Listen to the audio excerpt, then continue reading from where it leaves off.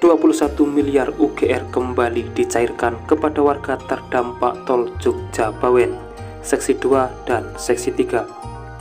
Sementara seksi 4 dan 5 terus berprogres. Berikut ini informasi selengkapnya.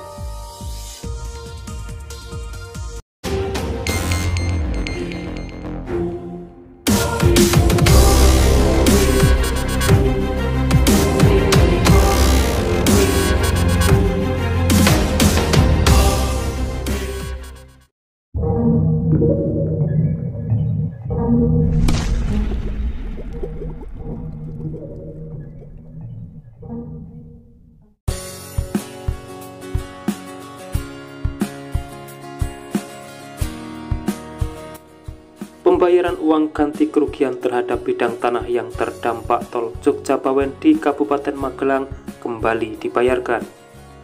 Kali ini ada 45 bidang tanah dari 7 desa yang dibayarkan. Sebagian besar merupakan lahan pertanian, sisanya merupakan bangunan rumah. Kepala Kantor BPN Kabupaten Magelang, Ayani, mengatakan ada beberapa perubahan terhadap ahli waris penerima UGR, sehingga ada perbaikan data dan proses pembayarannya menjadi sedikit terhambat. Dan pada Kamis 22 Agustus 2024 yang dibayarkan ada 45 bidang tanah. 7 desa itu antara lain Desa Keji, Muntilan ada 2 bidang tanah yang dibayarkan. Kemudian Desa Pabelan ada 2 bidang, Bojong 8 bidang, Pagersari 1 bidang, Mungkit 1 bidang, dan 6 bidang Senden, Kecamatan Mungkit, serta 25 bidang di Desa Sidomulyo, Candi Mulyo. Sedangkan luasnya sekitar 1,8 hektar dengan nilai total UGR sebesar Rp21.171.812.754. PPK Pengadaan Tanah Jalan Tol Jogja Bawen Mohfajri Nukman menambahkan, pembayaran UGR terus berproses. Ia menyebut PPK telah mengajukan sejumlah bidang di seksi 3 dan 4 kepada Elman. Jadi tinggal menunggu persetujuan pembayaran dari Elman saja. Begitu pengajuan itu disetujui, PPK praktis akan segera melakukan pembayaran kepada warga yang terdampak pembangunan ruas jalan tol Jogja Bawen. Kendati demikian, masih ada beberapa bidang tanah di seksi 2 yang belum dibayarkan atau masih kurang 8%, termasuk 7 bidang tanah kas desa, 3 lahan wakaf, dan puluhan tanah milik warga.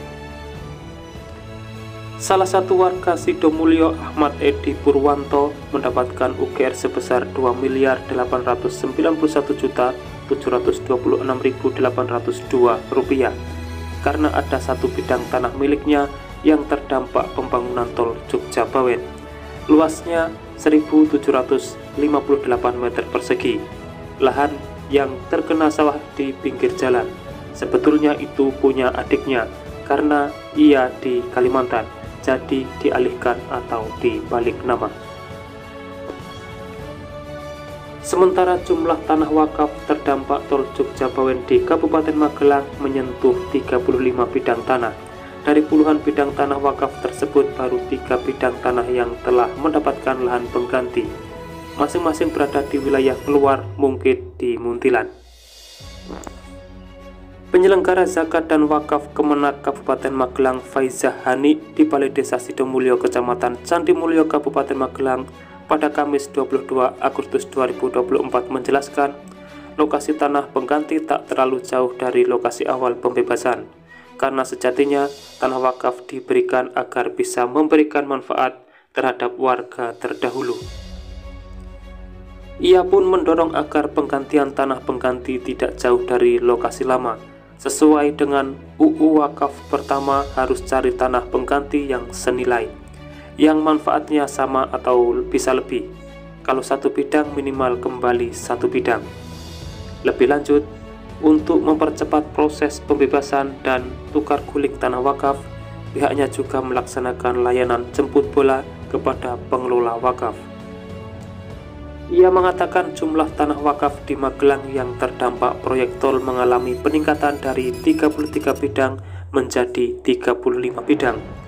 Puluhan bidang tanah wakaf itu tersebar di 7 kecamatan dengan rincian 5 bidang tanah wakaf di Kecamatan Meluar berupa 2 masjid, 1 makam, dan 1 musola.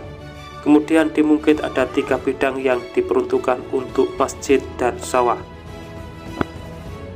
Di Muntilan sendiri tercatat ada 15 bidang terdampak yang dimanfaatkan untuk sekolah MI Muhammadiyah, makam, musola, sawah hingga masjid. Lalu ada 2 bidang di Cantimulyo, 1 bidang di Tegalrejo, 5 bidang di Secang, serta 4 bidang di Grabak.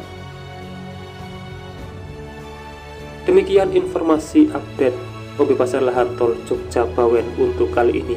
Semoga bermanfaat dan jangan lupa pantau terus channel ini untuk mendapatkan update informasi di setiap harinya.